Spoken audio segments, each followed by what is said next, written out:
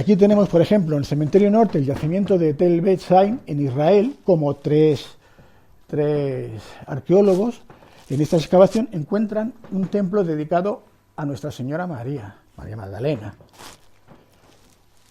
Aquí tenéis a Jesús, que es este, que ahora vamos a ver que siempre, como hemos dicho que la religión pagana del Solis Invictus era la que era el sumo pontífice, el emperador, que ahora serán los papas, pues al sol, que era el dios masculino, el dios solar, pues ahora se le representa con la figura de Jesús.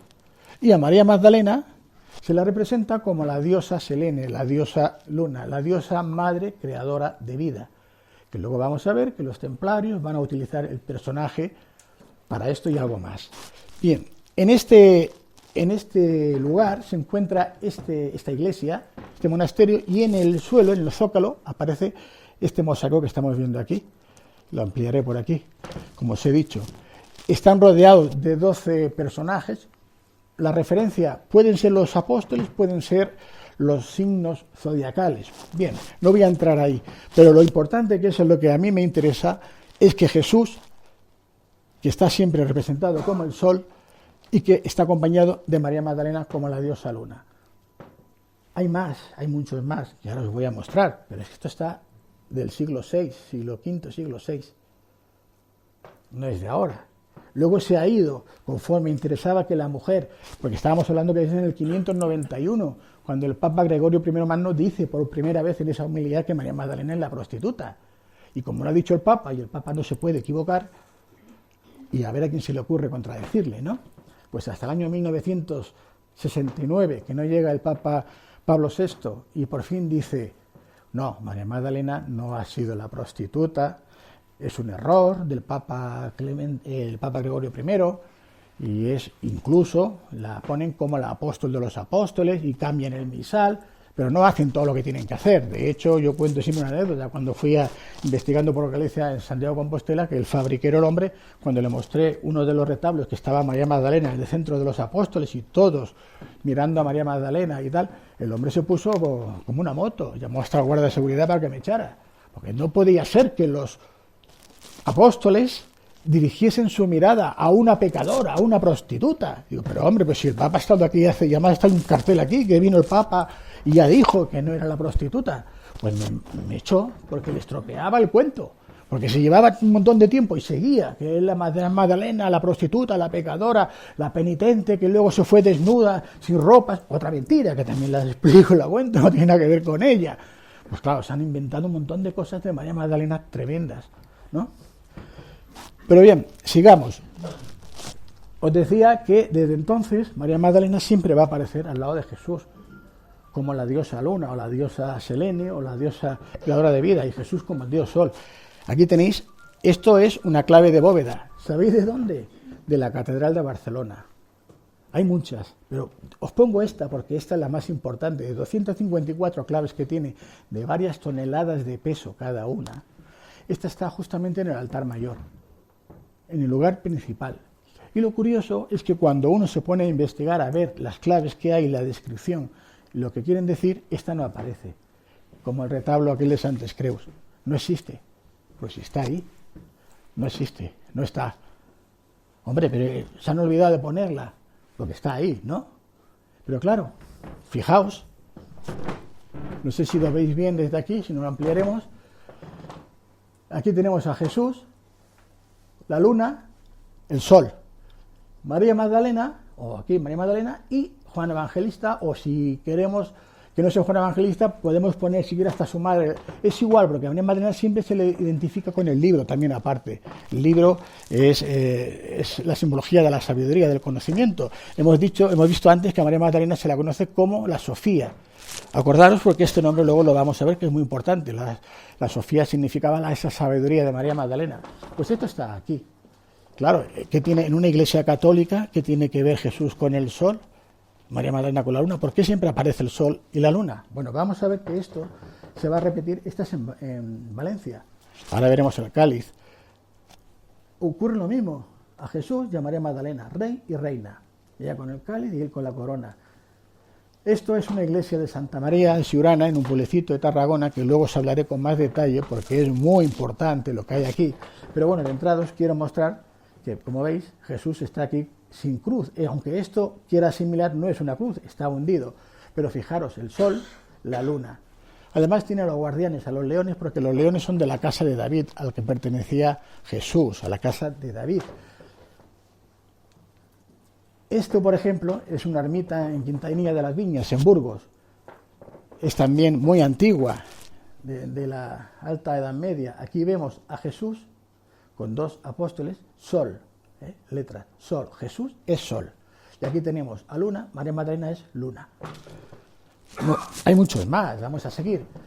En la Catedral de Valencia, por ejemplo, aquí me llamó, bueno, era curioso y hasta me entretuve porque resulta que le ponían nombres a estas figuras y decían que significaban una cosa que no tiene nada que ver con lo que se ve a simple vista. Por ejemplo, todo esto que yo les digo es muy resumido, por eso este libro tiene 700 páginas y más de 320 fotografías a color grandes, para que puedan ver todo esto con detalle, lo que les estoy contando. Entonces, aquí vamos a ver que en esta figura que aparece, que si Olofesnes, que tal, está el sol y está la luna otra vez. ¿Qué tiene que ver el sol y la luna en una catedral católica? Vamos a seguir. Aquí volvemos a tener otra vez al sol y aquí la diosa creadora con la luna en la mano, dentro. Pero fijaos además, ¿qué hay aquí?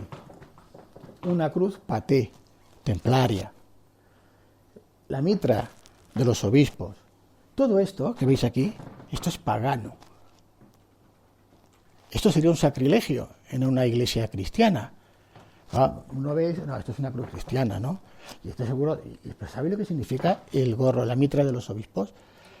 Hay un dios muy antiguo, ya del panteón sumerio y otras similares, que Joanes se llamaba, que tenía cabeza de pez. La mitra, si os fijáis, es como un pez, la cabeza con la boca abierta. Luego veremos más datos y no quiero extenderme, que no quiero que me falte tiempo, porque ya voy muy mal de tiempo. Entonces, vamos a encontrar, la cruz me lo voy a reservar para más adelante.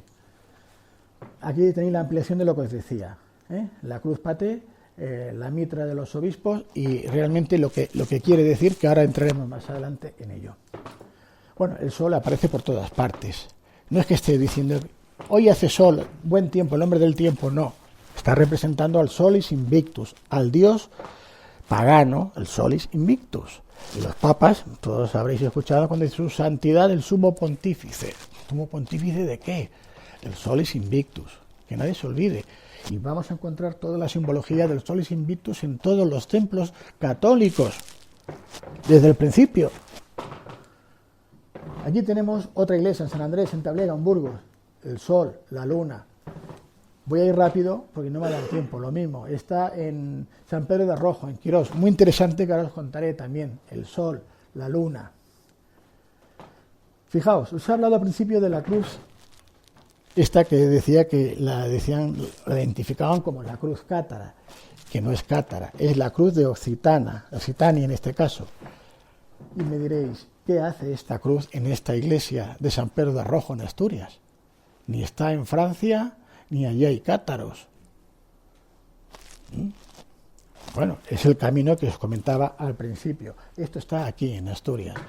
Tampoco se habían dado cuenta hasta que pasé por allí una temporada y me di cuenta, y bueno, más cosas que yo en el libro os lo detallo todo, repito, no puedo extenderme más porque me va a faltar mucho tiempo. Aquí tenéis la ampliación de lo que os decía, es la cruz occitana. No tiene razón de ser, a menos que sea por otro motivo. Bueno, y la herejía cátara. Los cátaros eran los cristianos gnósticos. Diríamos que inicialmente, de este obispo que os hablaba, del obispo, el hereje de Ávila, el Prisciliano, este hombre, cuando hizo este camino, lo que hacía era predicar de acuerdo a como lo hacían los cristianos originales, los gnósticos, los seguidores de Jesús y de María Magdalena, que se llamaban gnósticos porque ellos entendían que la salvación del ser humano, del hombre, tiene que llegar por el conocimiento Y no, como dice la Iglesia Católica, porque ya se ha sacrificado Jesús por todos y tú ahora puedes hacer lo que te dé la gana, que aquel ya la palmó por ti. Hombre, es un poco absurdo, ¿no? Uno tiene que ganarse las cosas, ¿no? Si tú vas a trabajar y no trabajas, no vale que aquel trabaje el doble. Tú tienes que trabajar, si no, no. Y si tú te quieres realmente mejorar y quieres llegar a algo, tendrás que comportarte. Y si tienes que para ello adquirir conocimiento, saber lo que es tal, pues tendrás que aplicarte en el conocimiento. Eso de que, no, ya hace 2000 años que vino uno, lo clavaron y ya está, y estamos todos salvados. Ah, eso sí, me tienes que venir y pagarme las bulas, si quieres comer carne en tal, para que te perdonen los pecados, y te reservo ya un asiento de primera en el cielo cuando te mueras. Y como nadie vuelve para decir que es mentira, pues la cosa ha funcionado bien durante 2000 años, ¿no? Bueno, pues la herejía cátara consistía en que estos cristianos creían en la dualidad, es decir, voy a resumirlo mucho, para ellos había un Dios bueno, que sería el creador de todo lo bueno, del espíritu y del alma, y un Dios, Satán, el creador del mundo, diríamos de la maldad. Así, el bueno siempre era bueno y el que tenía la culpa de todo lo malo era el Satán. Bueno, más o menos, ¿eh? La palabra cátaro se suele decir siempre que viene del griego, de kataroi, que kataroi significaría puro, ¿no? Y dicen que se llamaban cátaros porque eran los puros. No, no es cierto. Otro error. Los únicos cristianos que se llegaron a llamar cátaros por puros fueron los novacianos. Fueron estos señores del siglo III que se llamaban cataroi y tal, cátaros, eran cristianos, pero duraron pocos siglos, 2 o 3 siglos, desapareció. Esta secta desapareció. Los cátaros que tanto hemos ido a hablar y hablaremos ahora, surgen en esa zona de Occitania, del sur de Francia, del Rosellón, Languedoc, donde estuvo María Magdalena, donde fue predicando Prisciliano el hereje.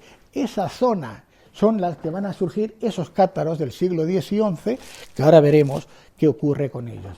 Porque estos cátaros seguían desde ese tiempo con esa misma doctrina, con esa misma fe, con esa misma... Eran diferentes a todos los demás. Y claro, entre las peculiaridades que tenían, ahí, diríamos, el personaje más importante era el prefecto o la perfecta, el hombre o la mujer. En la iglesia la mujer no pintaba nada, era además un problema, no podía. En los cátaros sí, la mujer tenía el mismo nivel que el hombre, por eso estaban los prefectos y las perfectas. El prefecto trabajaba, no iba como el obispo bajo palio con criados que le hacían todo, exigiendo el diezmo a todo el mundo. Los cátaros iban descalzos, trabajaban, vestían con una túnica negra o azul marino, con un cinturón y ayudaban encima y predicaban. Y no pedían nada. Y el único que exigían era una especie de sacramento que se llamaba el consolamentum, que era como el bautizo católico, pero que se le daba al moribundo cuando iba a morir para que no volviera a reencarnar, porque los cátaros decían que el alma, el espíritu del hombre estaba prisionero en el cuerpo físico y por lo tanto no tenía que volver a reencarnar para no volver. Y ellos, de alguna forma, algo absurdo, pero preferían que la sexualidad fuese abierta, libre, para el disfrute del cuerpo, lo que entendían que tenía que existir, pero sin que se concebiera, para que no criasen más criaturas, para que no trajesen más almas al mundo. Esa era una filosofía. Además eran vegetarianos, no comían carne. Únicamente comían peces a veces porque decían que los peces salían del agua, ¿no? Pero no comían carne, eran vegetarianos. Y claro, un obispo que te exige el pago del diezmo, que te exige una serie de obligaciones contra otro que te dice que no necesitas nada de eso, que no te exige nada, pues las gentes empezaron a ir en masa a los cátaros y dejaron de ir a las iglesias católicas a bautizar a sus hijos. Así que el Papa dijo que nanay, que ahí tenéis que cambiar a ello porque no, y mandó a varios, mandó a Domingo de Guzmán, primero mandó a Bernardo de Claraval, un personaje que ahora hablaremos de él, mandó a varios, y no los consiguieron por las buenas. Domingo de Guzmán, que luego sería el gran inquisidor, el que se encargó de la Inquisición, dijo, ¿no queréis por las buenas? Pues por las malas os vamos a convencer. Y efectivamente, se llevó a cabo una cruzada contra los cátaros en el año 1209. El Papa Inocencio III mandó una cruzada contra sus propios hermanos cristianos, porque eran cristianos también los cátaros. Por cierto, la palabra cátaro de estos cristianos del siglo XI, X-XI, no es por perfectos, no se referían así. Era un monje, von Schönau, que en Renania, en 1200 y algo, dijo que eran adoradores de los gatos. Hizo un juego de palabras, de Cat, Arus, en alemán venía a ser como adoradores de los gatos, porque decía que los cátaros le daban besos, ósculos en el ano a los gatos. Y entonces de una forma despectiva los llamaron cátaros. A veces también le llamaban perros judíos o le decían tal. Pero ellos no se llamaban a sí mismos cátaros, se llamaban els bons homes, en occitano, que significa los hombres buenos o los cristianos buenos. Esa es realmente el significado de la palabra que le daban cátaros, que no tiene nada que ver cómo se hacían llamar ellos. Bueno, pues este papa lleva a cabo esta cruzada. El legado papal que manda para aquí, que es un criminal de aquellos, se llamaba Arnaud Amaury. Cuando llega a la primera ciudad que van a masacrar, que es en Béziers, en el sur de Francia, le acompañan varios, todos son franceses, son condes de Francia que vienen se han unido al Papa para atacar a estos cátaros, que también se le llaman, la cruzada es cátaros o albigenses. ¿Por qué? Porque aquí hay dos interpretaciones, una que estaba en la ciudad de Albi, donde había una gran acumulación de cátaros, y la otra porque Albi de albino significaría los blancos o los puros, algo así, pero exactamente no os podría decir cuál era la correcta, quizás la de Albi, de la ciudad. El caso es que aquí hay otro personaje que se va a conocer luego como el jefe militar de la cruzada, que es Simón de Montfort, un conde de Francia, y este legado papal, Arnaud Amaury, que van a protagonizar,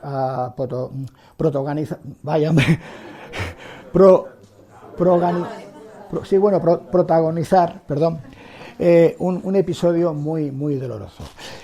Esta es la ciudad de Béziers, aquí tenemos el río Orb, el puente romano que veis aquí. Esta ciudad no había sido invadida nunca, había superado muchos asedios, nunca la hayan conseguido conquistar. Y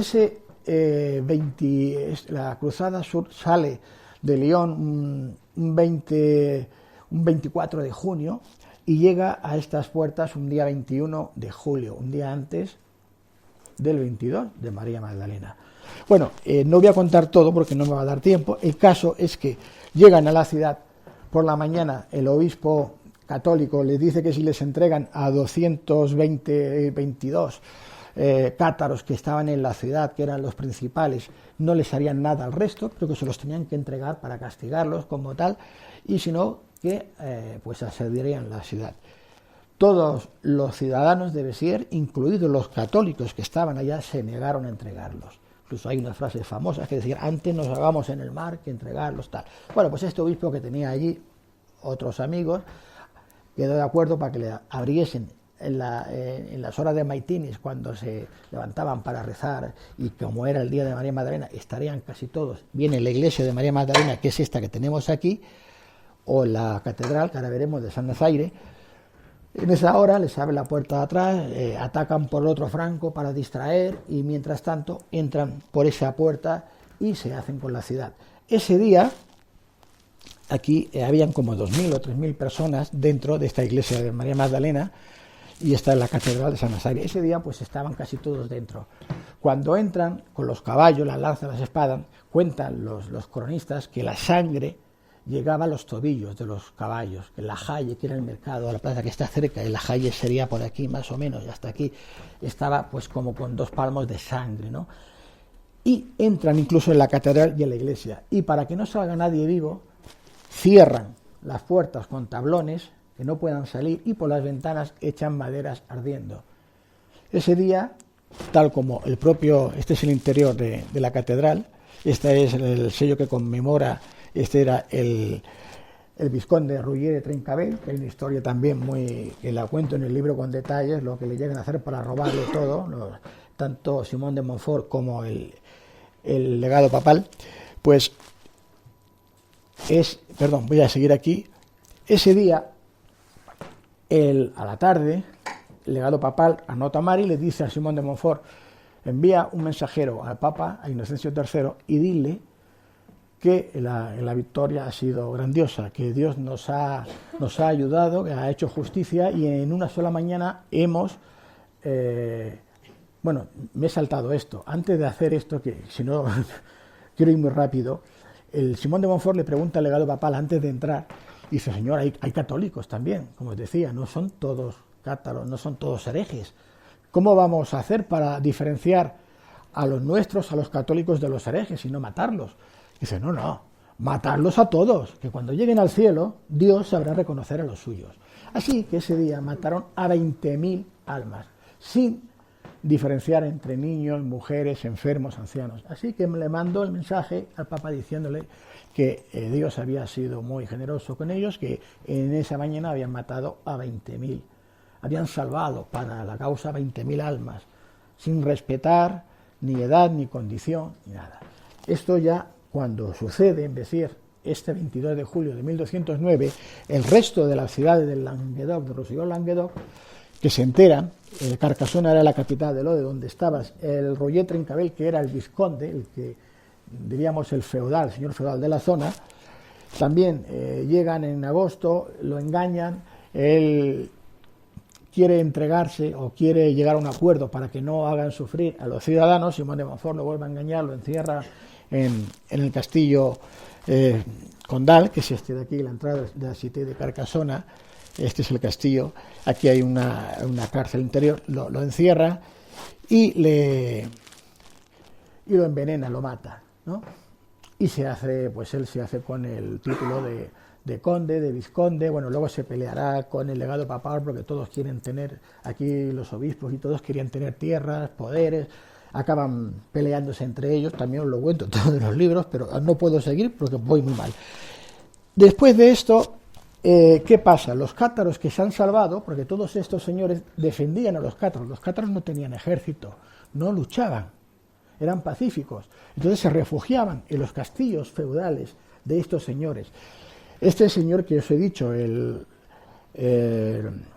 Roger Trencabel, como su tío, que era Roger de Foix, el conde de Foix, eran vasallos del rey español de Pedro el Católico. Y claro, el Pedro Católico llegó incluso a enfrentarse contra los soldados del Papa, porque lo que estaban cometiendo ya sobrepasaba, ¿no? Al final murió en la batalla de Muret. No os cuento esto porque sería largo, pero allí se perdió la posibilidad de que ahora pues España fuese lo que es España y media Francia, y seguramente que ni la religión católica sería la que estaría ahora manejándolo todo, ¿no?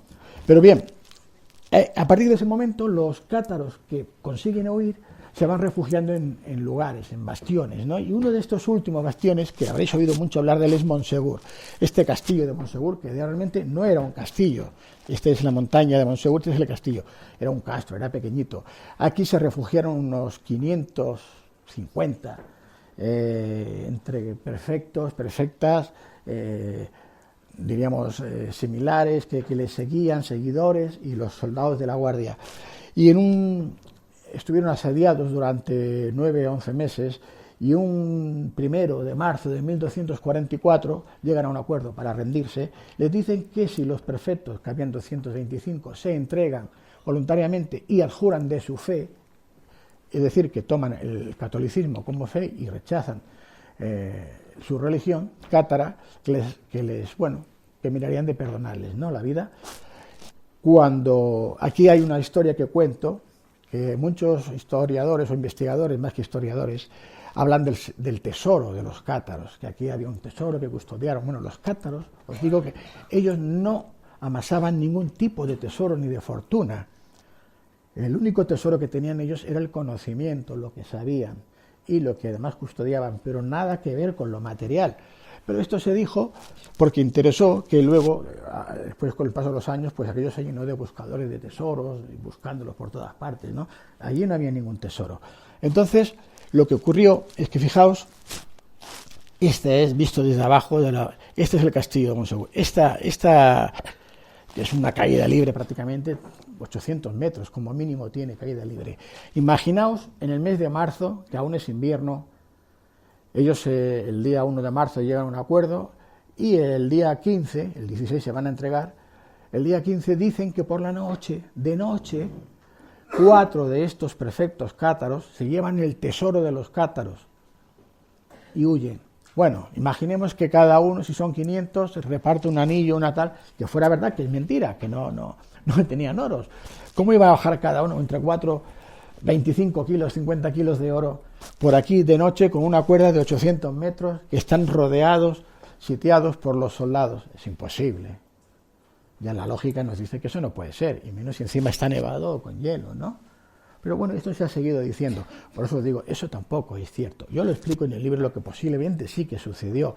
Y entonces, esa mañana, cuando ya bajaron del castillo, estos 225 prefectos que se negaron a jurar fueron quemados todos juntos en una hoguera grande. Y en ese lugar, que se llama el Pla dels Cremats, la plana de los quemados, ahí se erigió después, muchos años después, esta estela que veis aquí, que aquí los poetas, los trovadores, cada 16 de marzo se acercan y dejan alguna trova, alguna canción, alguna poesía en homenaje a estos prefectos cátaros, que es lo que habréis visto en muchos lugares, y viene de esa fecha, de este motivo, ¿no? Pero Montsegur, aunque hayáis oído a muchos que era el último bastión cátaro, no es cierto. El último bastión cátaro que existió es el castillo de Quéribus, que es el que tenéis en la imagen, este. Y esto fue en el año 1255, es decir, 11 años después de la caída ya de Montsegur. Y estos ni lucharon, porque ya viendo lo que pasaba, se rindieron, le dijeron, si nos dejáis huir, nos vamos todos y no pasa nada. Y estos se marcharon. Y estos cátaros que se marcharon hicieron, bueno, que tenemos la entrada del castillo, hicieron un camino que es desde Batis de Montsegur, más o menos, hasta el norte de Barcelona. ¿Veis? Esto sería Montsegur, atraviesan los Pirineos y llegan hasta aquí. Luego desde aquí irán hacia abajo, hacia la zona del sur de Cataluña y el Maestrazgo, la parte de Castellón, que ahí se van a asentar los cátaros, y como sabéis hay varias poblaciones que aún mantienen esta tradición cátara. Ese camino se va a conocer como el Camí dels Bons Homes, quiere decir el camino de los hombres buenos, de los cristianos buenos. Ese camino que van a utilizar los cátaros, siglos después, bueno, aquí tendría ahora que pararme, pero no voy a poder por falta de tiempo. Siglos después lo van a hacer los caballeros templarios, esos que os he dicho al principio, que van a parar a la Orden de Montesa y al monasterio de Santes Creus, y van a dejar constancia del conocimiento que tienen. A partir de estas fechas surgen varias órdenes mendicantes, como la de Cluny, se produce el cisma de Oriente, el Cister aparece, y con él va a aparecer la Orden del Temple, que ahora también os hablaré, y un personaje muy importante, que no se le ha dado toda la importancia que tiene, que es San Bernardo de Claraval, que es Bernard de la Fontaine, que era su nombre verdadero. Y aquí se va a producir ya la primera cruzada, cuando van a ir a Tierra Santa a recuperar los santos lugares, que veremos que van a intervenir estos caballeros templarios. La Orden de los Pobres Compañeros de Cristo la va a promover, o vamos a decir que la va a planear prácticamente Bernardo de la Fontaine, junto con otros personajes que luego no aparecieron porque murieron, como sería el conde Hugo de Champagne, que es el que le iba a donar las tierras de Clairvaux a Bernardo, pues de ahí se le llama Bernardo de Claraval, en castellano, en español, pero en francés es Bernardo de Clairvaux. Serán estas tierras que le dona el conde Hugo de Champagne, que le va a contar, va a venir de la primera cruzada con un secreto, con algo que han encontrado en Jerusalén. Vamos a ver que esta orden del Cister que va a promover Bernardo de la Fontaine, Bernardo de Claraval, fijaos que va a utilizar unos emblemas y unos que luego los vamos a ver, no os he explicado antes, que es la flor de lis. La flor de lis va a identificar a la familia, a la descendencia de Jesús y de María Magdalena. De hecho, casi todos los reyes de Europa, Francia, Borbones, algunos que tenemos por aquí, presumen de que son descendientes porque utilizan la flor de lis. Ahora no voy a entrar quién era la abuela, la bisabuela del rey, ni la del otro, pero bueno, la flor de lis vendría a significar que son descendientes, porque la flor de lis en Egipto era la flor de la vida, ¿no? Representaba la vida. Y estas familias de estos reyes, ellos se consideraban descendientes, por eso vamos a ver la flor de lis que aparece siempre cuando está relacionado con María Magdalena, sobre todo. Bueno, veremos también que aquí, antes de que se fundara, que se crease la orden de los caballeros templarios, ya utilizaba esta cruz. Espérate. ya la utilizó Bernardo de Claraval aquí. Esta va a ser la cruz que vamos a conocer, pero no va a ser la única que van a utilizar los caballeros templarios. Esta tiene otro significado distinto, esotérico, que ahora veréis por qué. Bernardo de Claraval, cuando la Iglesia lo tiene que hacer santo y tal, pues habla de los milagros, que tal, y dice que es que la Virgen lo amamanta, perdón, se me ha ido aquí, lo amamanta. ¿Veis? Tiene un pecho descubierto, está dando de mamar al niño y del pecho sale un chorro de leche, ¿veis? Directo a la boca de San Bernardo. Bueno, este es un cuadro que está aquí en el Museo del Prado, creo que es en el año 1600, Alonso Cano, que lo pintó, pero en casi todos los templos del Císter y de la Orden del Temple vamos a encontrar una lactatio de San Bernardo. ¿Y qué significa eso? ¿Que es un milagro que la Virgen alimentó a San Bernardo? No. Eso está significando la transmisión del conocimiento. La transmisión del conocimiento de la madre creadora de vida al iniciado. A Bernardo, que en este caso es el gran iniciado. Y es a partir de ahí que vamos a ver cómo van a dejar simbologías iniciáticas en todo lo que van a hacer la Orden de los Caballeros Templarios, ¿no? Si os fijáis, esto no surge de ahora. Si vamos atrás en el tiempo, vamos a encontrar cómo la diosa Isis, que es la que tenemos aquí, la Virgen Negra, que ahora si tuviéramos tiempo os hablaría de la Virgen Negra, las vírgenes negras que los templarios van a traer de Egipto aquí, lo que realmente significa, es la diosa creadora de vida. Y ahí tenemos a Horus, su hijo, que lo está amamantando. Aquí tenemos a la Virgen María con el niño, que representa siempre la transmisión del conocimiento. Pero esto no se queda en Egipto, en Isis, va mucho más atrás en el tiempo. Aquí tenéis la Virgen María con el niño, Isis, y ¿sabéis qué es esto? La diosa madre Anunnaki, con el hijo Anunnaki. Luego veréis en el libro, porque aquí tuve la suerte de conseguir una información científica, y ya no son suposiciones, que nos deja claro de dónde proceden muchas de estas simbologías que vamos a ver que utilizan los templarios. El primer descendiente que tenía derecho al trono de Israel, porque su antecesor, su ascendiente, pues era Jesús, y descendiente era Godofredo de Bouillon. Este hombre no quiso ser rey cuando recuperaron las tierras santas, y se conformó con ser el defensor, como él dijo, del Santo Sepulcro. Esta es la cruz que vemos que van a utilizar los caballeros del Santo Sepulcro, que también la utilizarían inicialmente los primeros templarios, por eso digo que son varios tipos de cruces que luego van a cambiar, y luego se fue traspasando ya ese título de rey de Jerusalén a los descendientes que fueron ocupando. Hoy día el título de rey de Jerusalén lo tiene nuestro rey de España. Bien, aquí tenemos en el momento en que el rey de entonces, que era Balduino II de Jerusalén, va a recibir a 9 caballeros, los que parece ser que fundaban la Orden del Temple en ese momento. Hablamos del año 1118. Bueno, pues no. Es Bernardo de Claraval quien cuando él entra en 1112 en la Orden del Císter, que era una orden muy pequeñita, era un monasterio que lo había fundado la orden Roberto Molesmes, hacía unos 10 años antes o 12, y luego el abad que estaba era Esteban Harding, y cuando está Esteban Harding le llega a Bernardo de Claraval con 30 nuevos monjes. Aquel hombre se me ha tocado la loto, si somos 12 aquí metidos en 30 monjes. No, es que Bernardo estuvo preparando a sus amigos, familiares, primos, para que incluso 6 meses antes de ingresar al Císter les jurasen obediencia a él, no a la orden, a él, porque Bernardo ya tenía previsto un plan cómo iba a hacer luego crear esta nueva orden de caballeros, de monjes y guerreros, algo que nunca se había hecho hasta entonces, de monjes y guerreros. Bueno, pues aquí en Jerusalén van 9 personas, y esas 9 personas, en la lista que yo adjunto en el libro, en un monasterio que está en un lugar del norte de Italia, que ahora os lo explicaré lo que ocurrió, él va a decir quiénes son los que tienen que ir y presentarse. Y esa lista, que está archivada y está allí, pues como del año 1100, 14 o 17 hasta el año 1128, que por fin se aprueba la orden en el Concilio de Troyes, pues está diciendo los mismos nombres. Es Bernardo de Claravall el que ordena a esos caballeros que vayan a hacer lo que tienen que hacer y a buscar lo que tienen que buscar en las caballerizas del Templo de Salomón, donde se van a instalar.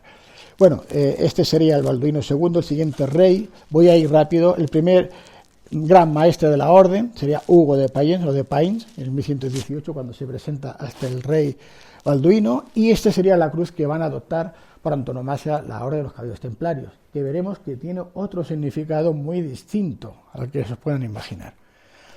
El símbolo o el sello que van a utilizar es el de dos hombres sobre una sola cabalgadura, una montura. Bueno, hay quien dice que es porque eran pobres. No, todos eran caballeros, tenían que dejar tierras, tenían que dejar o donárselas a otro, porque era uno de los 4 votos que tenía la orden, el de obediencia, el de humildad, el de castidad, y el cuarto, que era el de defender los santos lugares incluso con la vida, ¿no? Bueno, no era por eso, tiene otro significado esotérico, que bueno, si da tiempo lo explico, y si no, todo eso lo tendréis en el libro con detalle.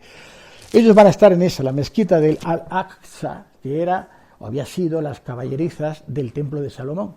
Esto tiene una extensión de miles de metros cuadrados, en total 1000 y pico de metros, para 9 hombres. Me diréis, bueno, ¿y qué hacían 9 hombres aquí?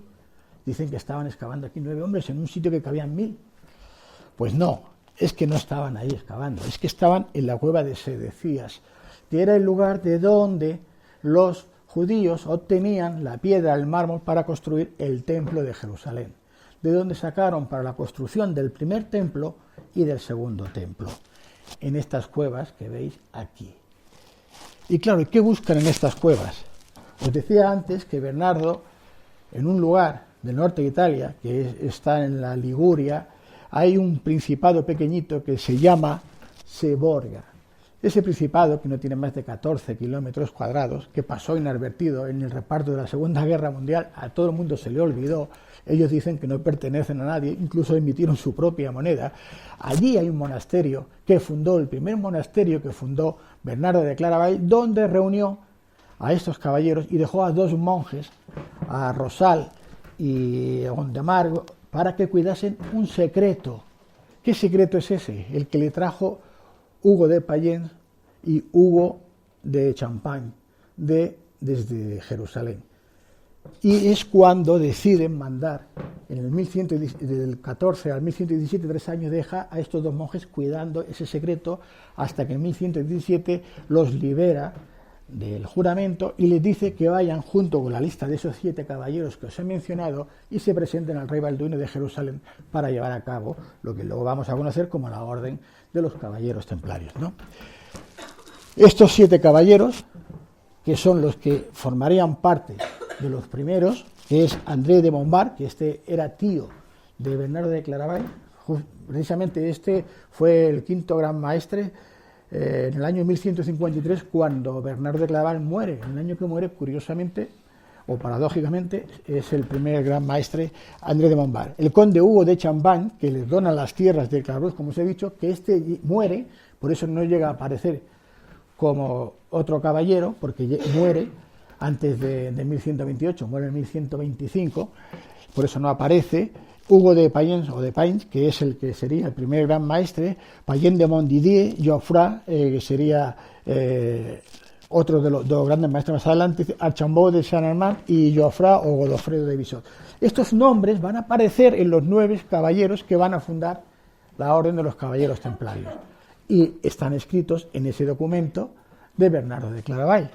Por lo tanto, 2 y 2 son 4, es decir, no pueden decir que la orden se fundó en el 1118 cuando Bernardo de Claravall ordena a esos caballeros que se presenten ante el rey Balduino.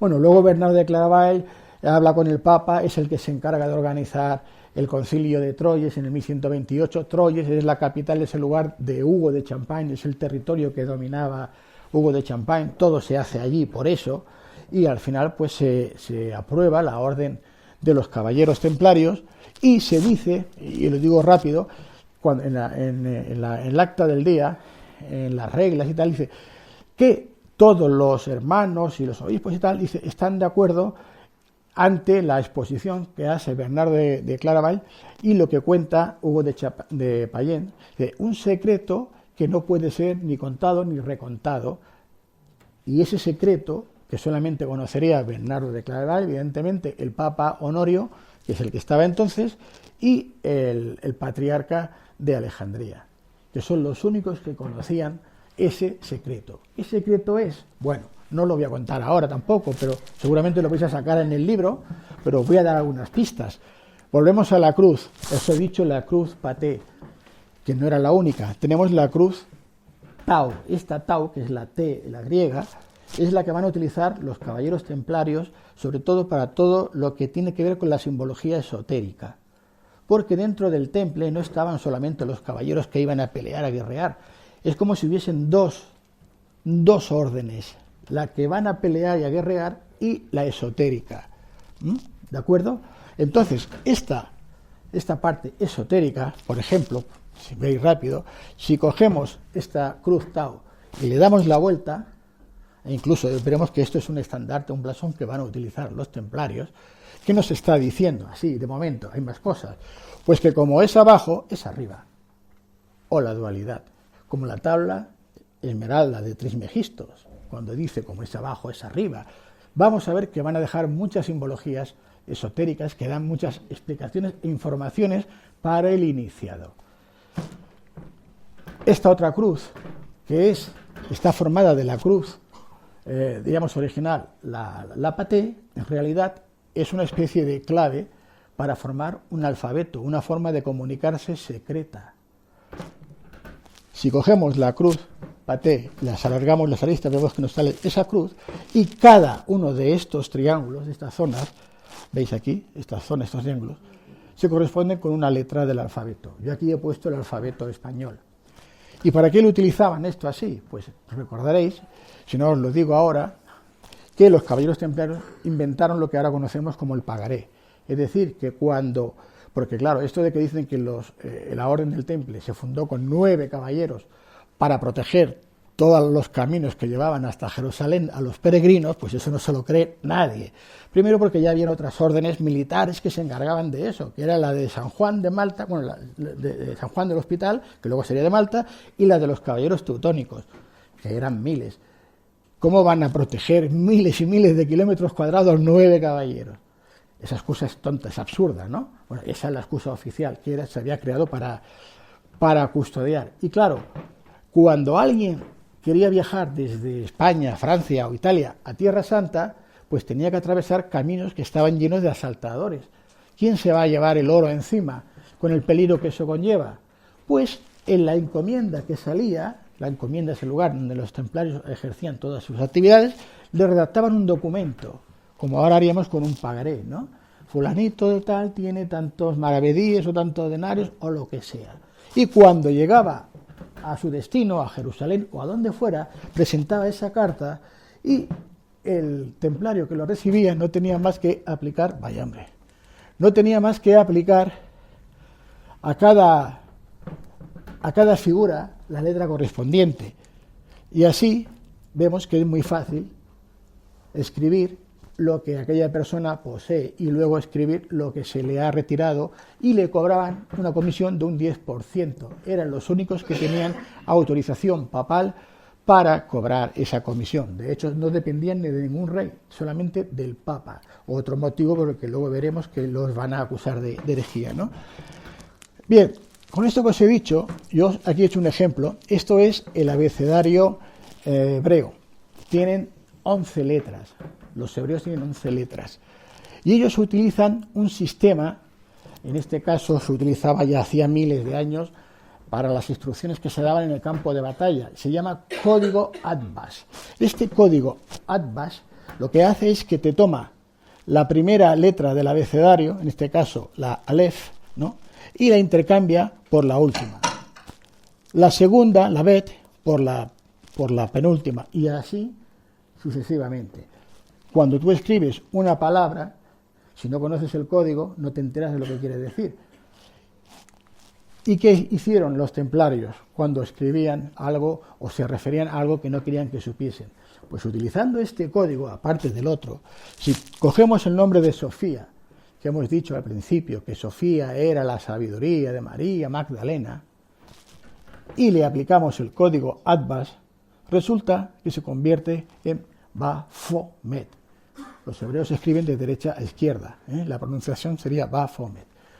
Y esto os lo digo ahora porque cuando se van a apresar los caballeros templarios, ahora veremos que fue un viernes 13 de octubre de 1307, se les va sobre todo a acusar de idolatría, que era lo más grave, que era por lo que el rey francés podía actuar con la Inquisición sin necesitar la autorización del Papa. Entonces, el Papa era Clemente V, que había sido el arzobispo de Bordeaux, que lo había puesto el propio rey en el Papa, se había cargado, a su primer ministro, Guillem Nogaret, le había encargado que se cargase al Bonifacio VIII, creo que era, si no me equivoco, y puso en su lugar a este Papa francés, que se llamaba Bertrand de Got. Bueno, aquí empezaría luego 70 y tantos años del papado que le llaman secuestrado en Francia, ¿no? en Avignon. Bueno, esto es lo que estaban buscando, que quién era ese Baphomet, ese dios. No era ninguna figura, como dicen, tres caras, que le hemos visto incluso representado como Baphomet con tres caras o una figura. No era ninguna figura, no era ningún... Es la sabiduría, la Sofía, que claro, utilizando el código Atbas, Sofía se traduce como Baphomet. ¿Bien? Y la cruz paté, tenemos la cruz paté. Esta cruz paté, pues claro, debería de existir a partir de los caballeros templarios, ¿no? Pues no. Aquí la tenemos, la cruz paté. ¿Sabéis quién es este personaje? Este es el rey asirio Shamash Adad V. Pero es que esta cruz que tiene en el pecho, que es la cruz templaria paté, la tienen todos los dioses del panteón sumerio. ¿Sabéis cómo se llamaban los dioses del panteón sumerio? Los Anunnaki. Antes os he hablado de la diosa Anunnaki y su hijo Anunnaki, ¿verdad? También tendréis toda la historia en el libro. ¿Por qué van a utilizar esta cruz? ¿Y qué significa esta cruz? ¿Qué hacían los dioses Anunnaki?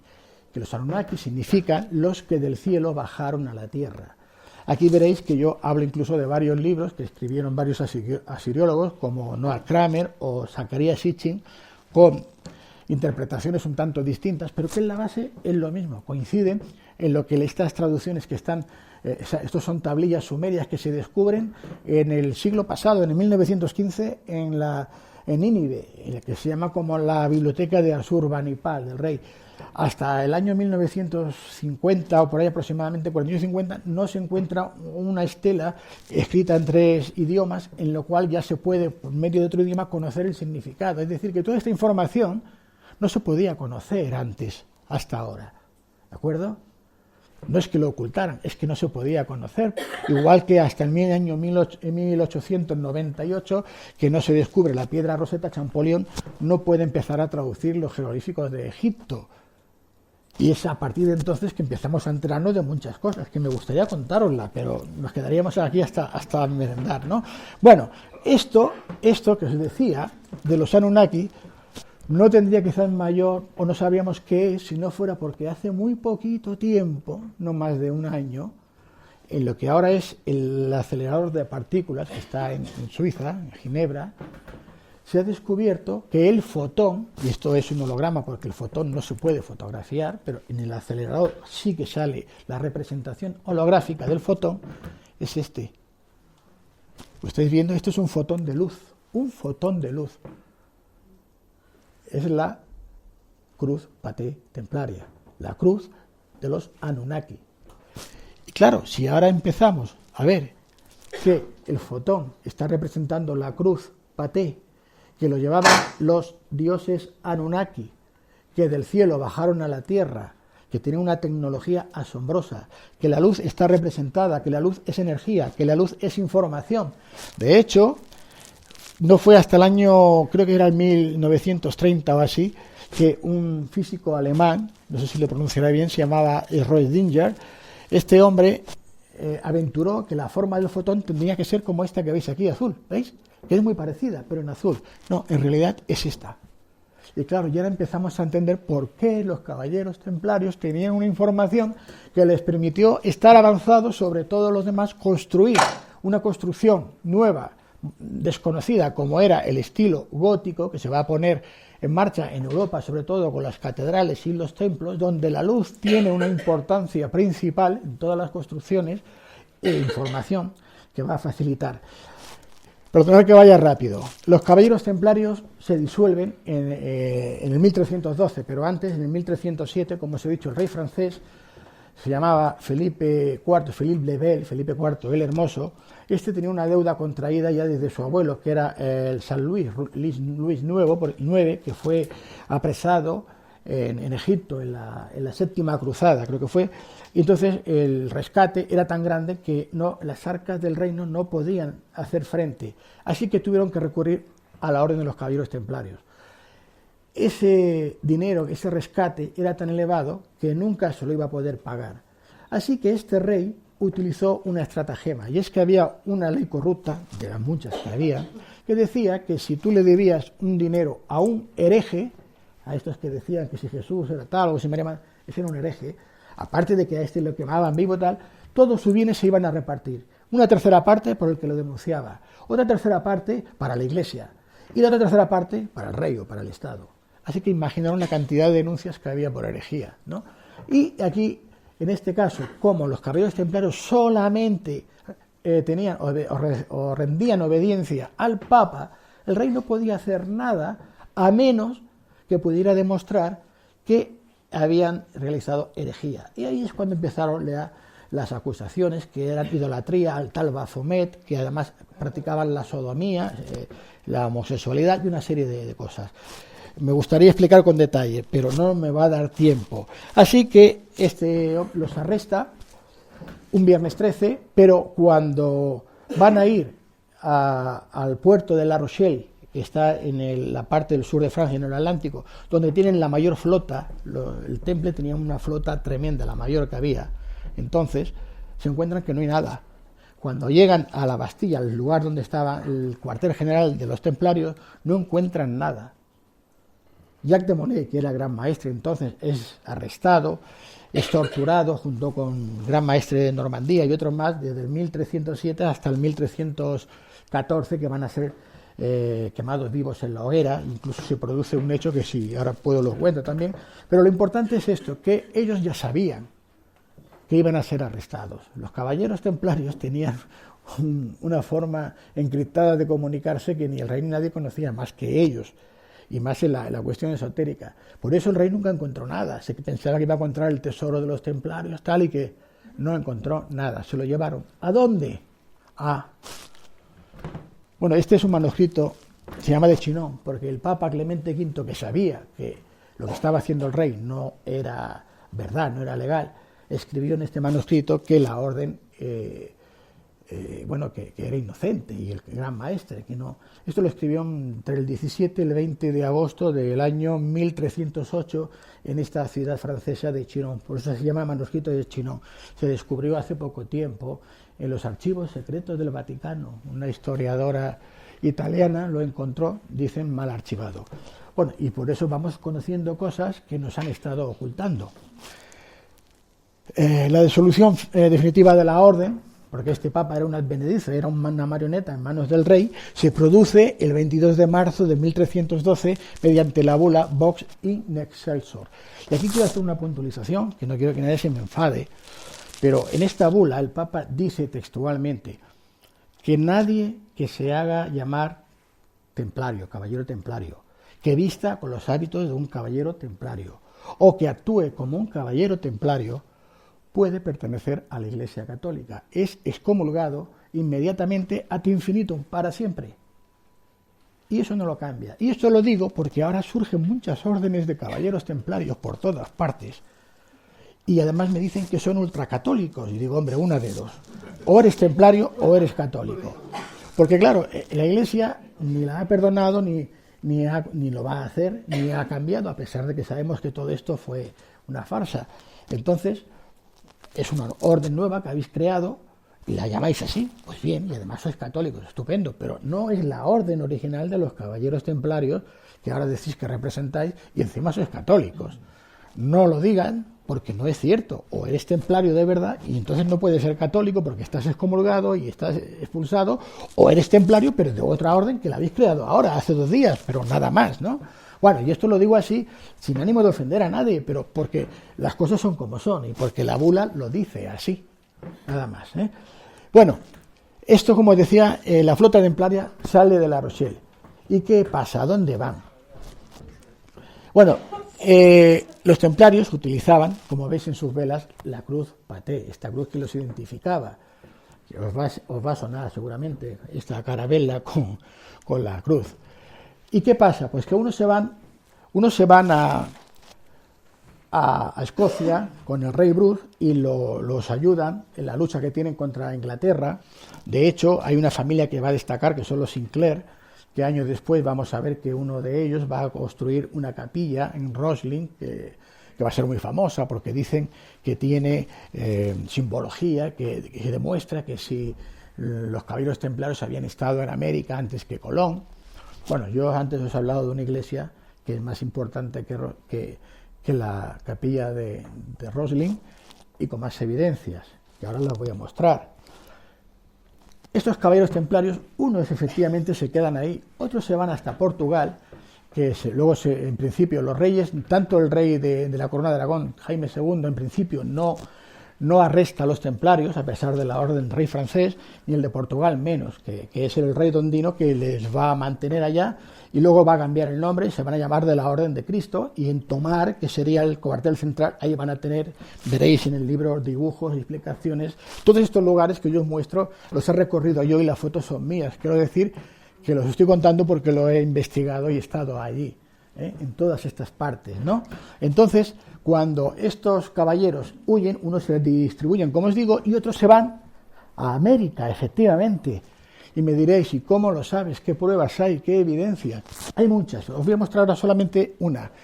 Esto está en un pueblecito de la provincia de Jujuy, en Argentina, La Quiaca, a 3.500 metros sobre el nivel del mar. Se conoce como la Laguna Colorada. Es un lugar que solamente cuando el agua ya se ha evaporado, ha descendido, se puede ver unos petroglifos, como los que veis aquí. No sé si aquí se puede ver bien. Aquí tenéis el caballero templario con el yelmo, la lanza, el blasón templario. Esto está hecho hace, pues, el tiempo más o menos de ahora serían unos 800 años o por ahí. Pero esto, que son las cruces templarias, con signos y simbologías que vamos a ver que son como las asirias, como las de los Anunnaki, tiene una antigüedad de más de 8.000 años, datada. Y aquí tenéis la cruz paté en Argentina, en este lugar. Bueno, veréis muchas más fotos que hice. Aquí la tenéis con lo que os decía, ¿no?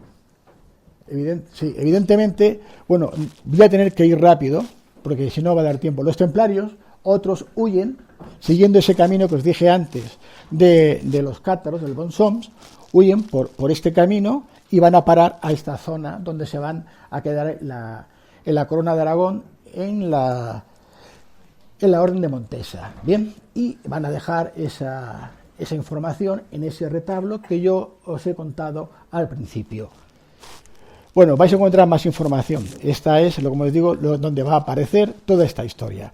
Os decía que María Magdalena la representan, sobre todo los pintores del Renacimiento italiano, siempre con un cíngulo en el vientre, por encima. Aquí lo veis, ¿veis? Un cíngulo. El tarro de los óleos. Esta está embarazada, que se le ve. Esta también se ve que está embarazada, con el cíngulo, también con el tarro de los óleos. Esa es de Mancini, de 1500, y el otro es de Sibeli, de 1495. Aquí tenemos otra María Magdalena de Goban de Goes, vemos que está con el libro abierto y el tarro de los óleos, pero siempre el cíngulo en el vientre, indicando que está embarazada. Aquí también la vemos embarazada, con el tarro de los óleos, con el libro abierto. Hay cientos, vais a encontrar cientos, siempre vais a encontrar a María Magdalena, como os digo, representándola con esa simbología oculta, secreta, porque era una herejía que suponía morir en la hoguera. Entonces, en este libro que os he dicho que tiene 690 páginas, vais a encontrar pues más de 100 capítulos, donde cada capítulo realmente es una revelación de datos que no se conocían o no han interesado que se conozcan, o se han ocultado o se han manipulado.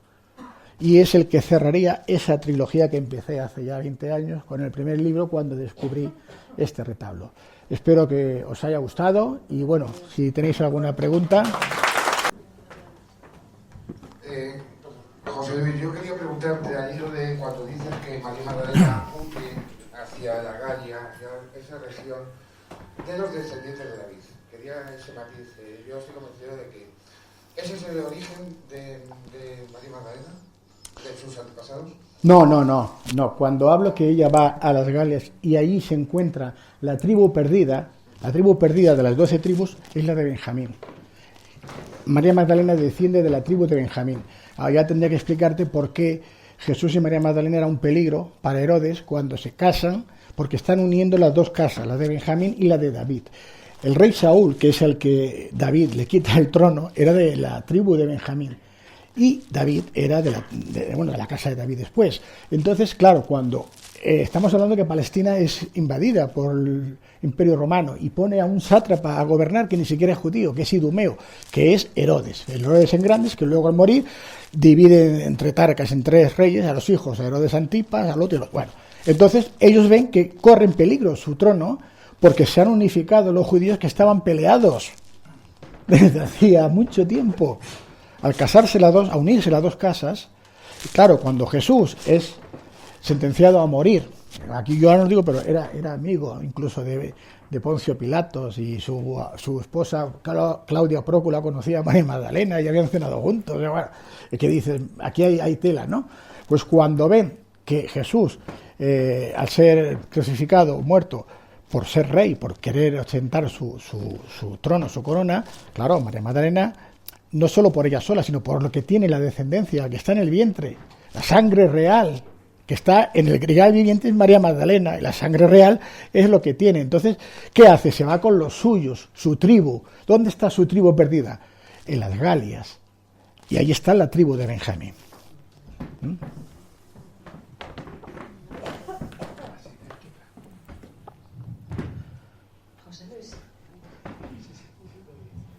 José Luis, ¿se sabe actualmente el paradero más o menos real de los descendientes? Sí. Aquí hay varios. Todos somos. La última.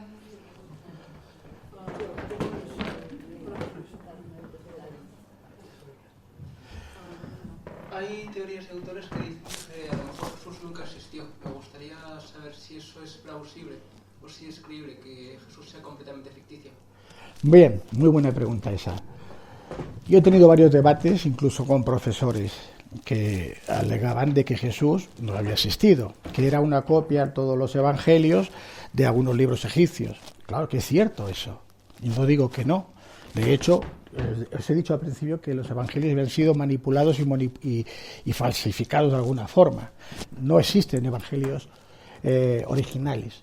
Los evangelios son escritos de lo que se ha dicho de boca a oído de los seguidores de aquel discípulo que se llamaba Juan, o del que se llamaba Mateo, porque es que Marcos, que es el más antiguo, el más cercano a Jesús, tiene una antigüedad de 50 años después de la crucifixión de Jesús. Y no era discípulo de Jesús, era discípulo de Pedro. O sea, no conoció a Jesús. No escribió, sino que contaba a su comunidad, porque en aquella época la gente, el 99% de los judíos eran analfabetos. No sabían ni leer ni escribir. Tenía que ir un judío que entendiese la Torá o las lecturas que iba a leer, interpretarla como él creía que era y explicarle a los demás. Así que tú imagínate si hay 40 lectores, como aquel juego del teléfono, ¿no? Que empiezas tú, oye, le dices una palabra a uno, el otro a otro, cuando llega al final no se parecen nada, ¿no? Entonces, ¿qué ocurrió? Que efectivamente la Iglesia católica, la nueva religión del imperio, necesitaba crear ese Dios y se pone a inventar cosas y lo diviniza a Jesús, lo convierte en Dios. Y claro, y ahí ves que sí, que copia escritos de Egipto, de los egipcios.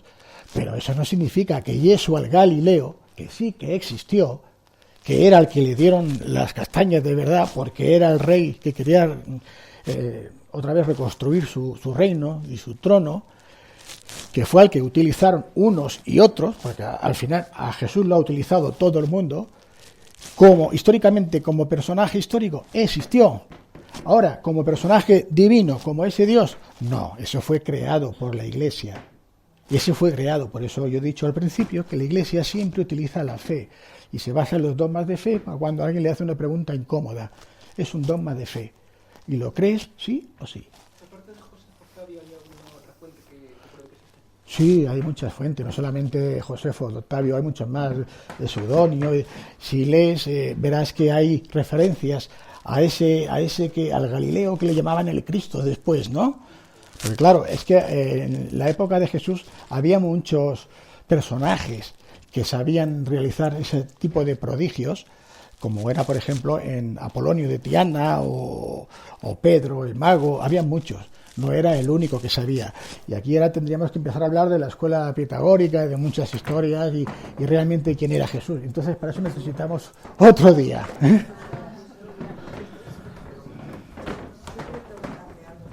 Damos una última por la hora, porque hay personas que se han tenido que ir porque hacen su planificación de tiempo, o sea, un poco de respeto a las personas. Y ya luego podéis aprovechar, salir, comprar el libro, que lo firme José Luis y charlar por aquí tranquilamente. Sí. ¿Dónde está el cuerpo de María Magdalena? Bueno, en estos libros lo explico. Lo explico, y digo porque es muy extenso. ¿Cómo llegué yo a deducir que estaba María Magdalena en el lugar que indico, con las fotos que están y tal? Porque cuando la Edad Media se produce, luego lo que vamos a conocer como el Tratado de los Pirineos en el 1659, que bueno, que el rey francés, el primo del rey Borbón de aquí, le dice: o me cedes este territorio y este o te hago la guerra, y el otro dice: ah, sí, quédatelo, ¿no? Entonces aquello que he dicho que era parte de la corona de Aragón, del condado de Barcelona, del conde de Salud, todo aquello pertenecía a la corona de Aragón. España no existía como tal, eran reinos, la corona de Aragón, el reino de Castilla, etcétera, ¿no? Pues este rey francés, el primo, el de aquí, para que no le haga la guerra, le exige, y entonces le cede esa zona del sur de Francia, y estamos hablando que es donde llegó. María Magdalena, cuando llega a las Galias, se desembarca en una zona que ahora se llama Saint-Exupéry de la Mer, que está a unos 60 kilómetros de Marsella, la Masilia romana. Pero durante su vida acaba, digamos que la termina, al final muere en un pueblecito que ahora se conoce como Saint-Maximin, que era uno de los personajes que huyó con María Magdalena hacia las Galias, que fue el primer obispo de esta zona. Y Saint-Maximin la cuidó y estuvo cuidándola hasta que en el siglo IV, cuando la religión católica apostólica romana pasa a ser formar parte del Estado, del Imperio Romano, pues claro, algunos de estos obispos, de estos seguidores, que no todos eran afines a la doctrina de Roma, ¿qué hacen? Hacen traer desde las canteras imperiales del mar de Mármara en Constantinopla un sarcófago de una sola pieza de mármol, de un gránulo muy fino, único en el mundo, que solo está ahí. Es una pieza, pues mira, así, hasta donde está Pedro, más o menos. ¿Para qué? Para custodiar el cuerpo de una prostituta. No, de la esposa de Jesús, de la diosa. Eso requiere de un poder económico muy grande y administrativo, porque fíjate, desde las canteras del mar de Mármara hasta Saint-Maximin, y ahí estuvo hasta esas fechas. En 1600, el Papa de entonces, que ahora no quiero equivocarme, ya hace separar el cuerpo de María Magdalena, porque en el año 1279 la familia d'Anjou, que sería Carlos d'Anjou, rey de Sicilia, que luego sería de España, este hombre le interesa decir que él ha descubierto, que ha encontrado el cuerpo de María Magdalena, porque con los ataques sarracenos de los árabes, cuando el Islam empieza a tener auge y empiezan a invadir, dicen en Béthilé, en Francia, que ellos habían custodiado a María Magdalena en Béthilé. Pero no es cierto. Pero claro, pasa como Santiago de Compostela. Los peregrinos iban a Béthilé, pues en este caso a hacer su adoración a la tumba de María Magdalena, que decían que estaba en Béthilé. Y como no estaba allá, que estaba en Saint-Maximin, al final el príncipe Carlos d'Anjou dice que no, que la ha encontrado aquí, y ya hace que los otros reconozcan que no estaba y justifican que lo habían llevado a escondidas para que su cuerpo no fuese saqueado por los musulmanes. ¿Qué pasa? En esa época se convierte en una moda por la familia de Anjou de hacer relicarios con trozos de María Magdalena, como yo cuento en el libro y presento fotografías de algunos de estos relicarios. De hecho, en el monasterio de Santes Creus está gran parte de María Magdalena, y adelanto esto, uno en forma de relicario que es la lengua de María Magdalena, que llevaba con ella la reina Blanca d'Anjou, esposa, la mujer del rey Jaume II, Jaume el Justo.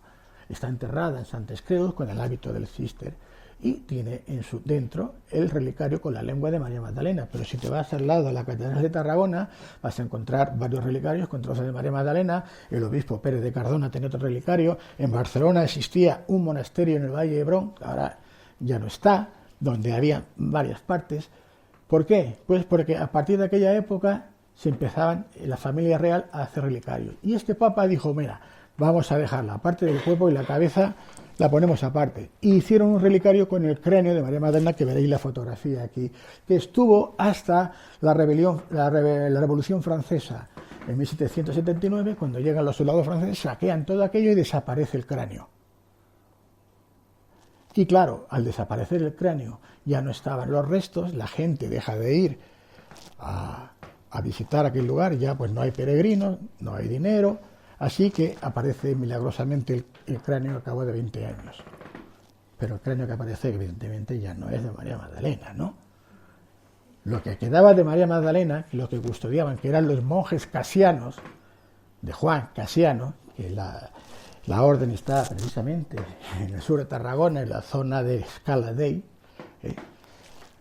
Aquí ellos estuvieron desde el siglo XIV, del siglo IV, hasta que llegó Carlos de Anjou en el siglo XIII, custodiando, solo estaban para custodiar el cuerpo, los restos de María Magdalena.